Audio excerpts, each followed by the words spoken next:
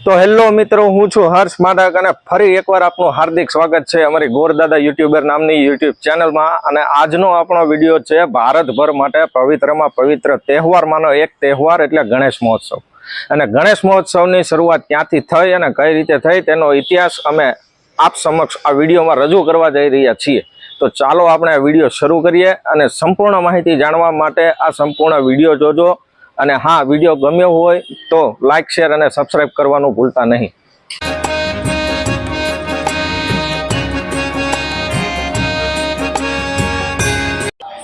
ગણેશ ઉત્સવ એ હિન્દુઓનો તહેવાર છે। જો કે તે સમગ્ર ભારતમાં એક ઓછા અંશે ઉજવવામાં આવે છે, પરંતુ મહારાષ્ટ્રનો ગણેશ ઉત્સવ ખાસ કરીને પ્રખ્યાત છે। તેમાં પણ મહારાષ્ટ્રની અંદર આવેલ પુણેનો ગણેશોત્સવ જગ વિખ્યાત છે। આ તહેવાર હિન્દુ કેલેન્ડર મુજબ ભાદ્રપદ મહિનાની ચતુર્થીથી ચતુર્દશી સુધી 10 દિવસ સુધી ચાલે છે અને ભાદ્રપદ મહિનાની શુક્લ પક્ષની ચતુર્થીને ગણેશ ચતુર્થી તરીકે પણ ઓળખવામાં આવે છે।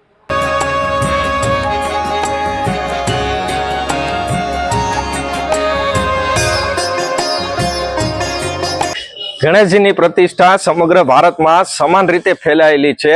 મહારાષ્ટ્રને એક શુભ દેવતા તરીકે અને મંગલ મૂર્તિના નામે પૂજે છે। તેઓ દક્ષિણ ભારતમાં કાલા શિરોમણી તરીકે વિશેષ લોકપ્રિયતા ધરાવે છે। મૈસૂર અને તાંજોરના મંદિરોમાં નૃત્યની મુદ્રામાં ગણેશજીની ઘણી સુંદર પ્રતિમાઓ આવેલી છે।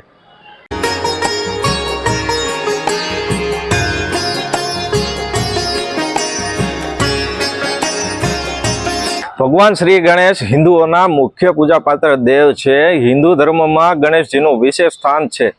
કોઈ પણ ધાર્મિક તહેવાર હોય, યજ્ઞ હોય કે પૂજા હોય કે કોઈ પણ શુભ કાર્ય હોય, જેવા કે લગ્ન સમારંભ કાર્ય કોઈ પણ અવરોધ વિના પૂર્ણ થવું જોઈએ। તેથી ગણેશજીની પૂજા સૌથી પહેલા શુભ માનવામાં આવે છે। મહારાષ્ટ્રમાં સાતવાહન, રાષ્ટ્રકૂટ, ચાલુક્ય વગેરે રાજાઓએ ગણેશોત્સવની શરૂઆત કરી હતી અને છત્રપતિ શિવાજી મહારાજે પણ ગણેશજીની સ્થાપના કરીને તેને પૂજન અર્ચન કરેલ હતું।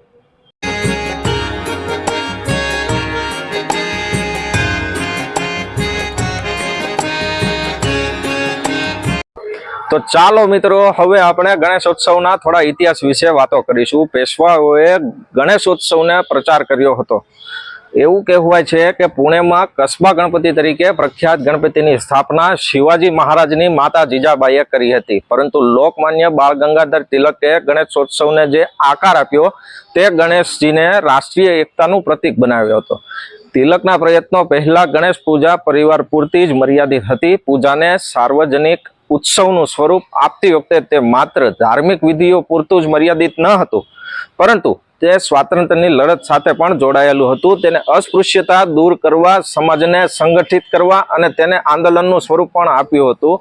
આ ચળવળે બ્રિટિશ સામ્રાજ્યના પાયાને હલાવવામાં પણ મહત્વનો ફાળો આપ્યો હતો।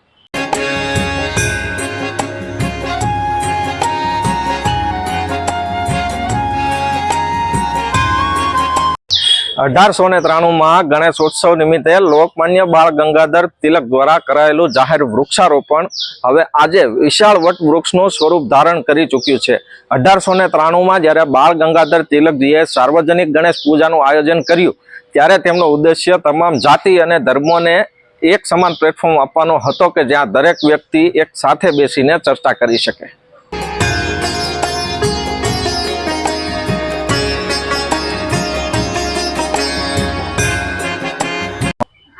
સત્યયુગના યુગથી 10 દિવસ સુધી દરેક ઘરમાં ભગવાન ગણેશની પૂજા કરવામાં આવે છે। ભાદ્રપદ મહિનાની ચતુર્થી પર પોતાના હાથે માટીની ગણેશજીની મૂર્તિ બનાવવાનું અને 10 દિવસ સુધી તેનું પૂજન અર્ચન કરવાનું અને અનંત ચતુર્દશી પર વહેતા પાણીમાં તેનું વિસર્જન કરવાનું વર્ણન હિન્દુ ધર્મોમાં કરવામાં આવ્યું છે।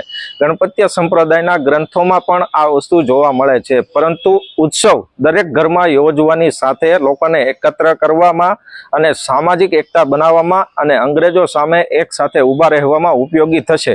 આ લોકમાન્ય બાળ ગંગાધર તિલકની માન્યતા હતી, તેથી જ તેણે જાહેરમાં ગણેશોત્સવ મનાવવાની શરૂઆત કરી હતી।